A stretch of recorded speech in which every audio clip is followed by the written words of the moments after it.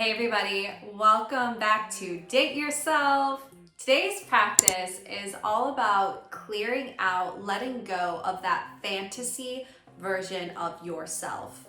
If this is your first time catching me, catching this YouTube channel, catching this series, welcome. My name is Lucy Price, and on this channel we talk about relationships, self-love, and really creating a life that you enjoy living in. If that's something that you enjoy, then I hope that you'll subscribe and follow along on our journey together.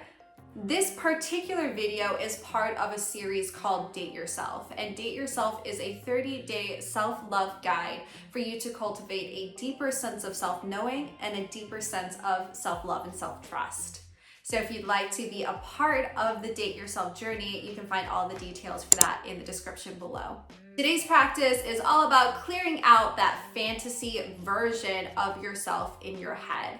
I think we all experience this, like certain hobbies that we think we're gonna get into, certain styles of clothing that we think we're gonna wear, certain things, certain types of people that we think we might become or we might engage with or kind of sound good to us in the moment, but they aren't actually us. They aren't actually things that we're adopting into our life, and they aren't actually things that we necessarily even want to engage with or should engage with, but they're just kind of taking up our space. This fantasy version of ourselves is taking up our space. And in a lot of ways, it's probably distracting you from really enjoying the life that you have and enjoying the things that you have and living in a deeper place of joy and fulfillment.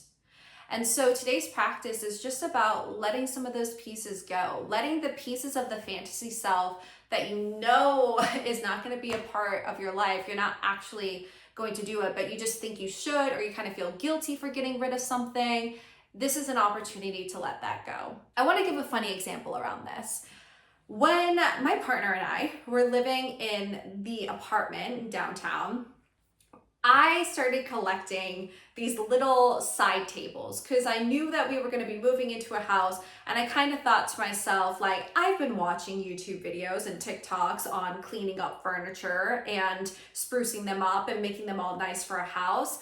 I could totally be the person who does that. I'm going to do that, and I'm going to collect these furniture pieces for when we move into our house. How do you think that went?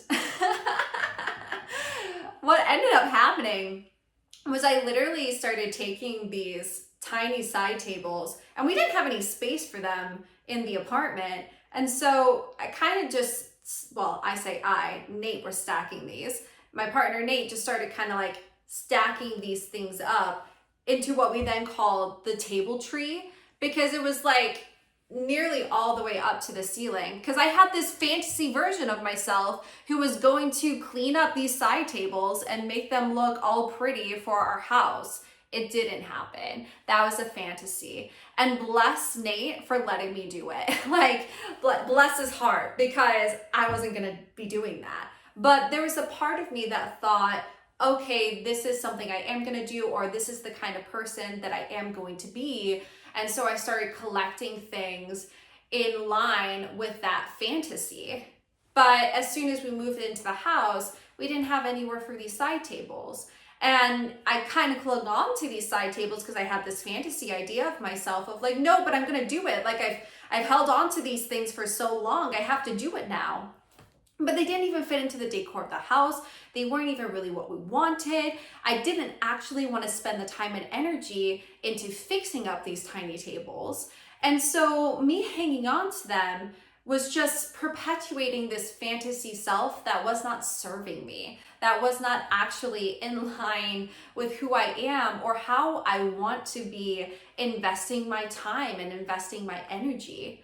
But that's an example of a fantasy self. I had this fantasy self where I was going to be a home furniture sprucer upper.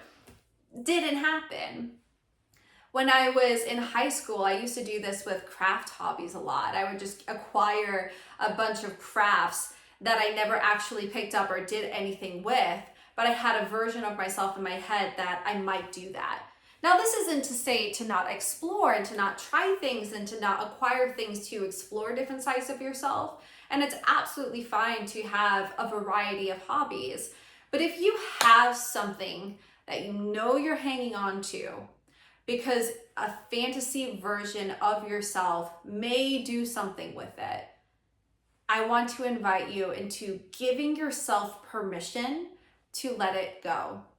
Because a lot of the time, these fantasy versions of ourselves are ways that we shame ourselves and are ways that we guilt ourselves and distract ourselves from actually enjoying the people that we are and who we have the pleasure of being, and how we can actually spend our time on things that we do enjoy, in hobbies, with people where we get way more of a sense of fulfillment. So I invite you to let go of the fantasy self. Let go of the fantasy self that gets spruced up every single day for the rest of their life and always smells good and always looks amazing. Let go of the fantasy self that is going to maybe someday run a marathon. Let go of the fantasy self that has the perfect morning routine and is impeccable in how they show up every day. Like, let go of some of these fantasy selves so that you have the opportunity to step into a life that actually fulfills you. If you know that you have a fantasy self living inside of you, hobbies that you may or may not do, goals that you may or may not want to actually achieve, share with me down in the comments. I'm really curious what other people's fantasy selves are and what that looks like. But this is your opportunity to let go of that. If you know there's a hobby you're never actually going to engage with, donate the items. If there's a pair of pants that you don't actually wear anymore, let them go.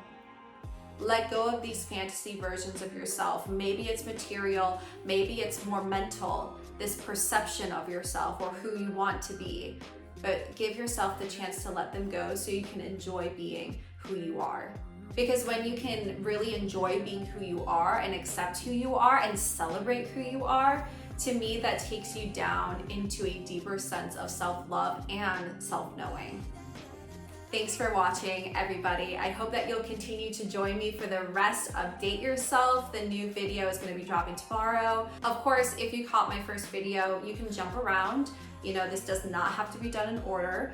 It's just an opportunity for you to get a microdose of self-love every day and to engage in a self-love practice every day. So notice the self-love practices that really stick out for you, that really resonate with you, because after this challenge, those are the practices that you can go back to and even incorporate more into your daily routine so that you can keep up the muscle of self-love. Because self-love is a muscle. You have to work it. Otherwise, you are going to lose it. All right, everyone, I'll see you in the next video. Bye.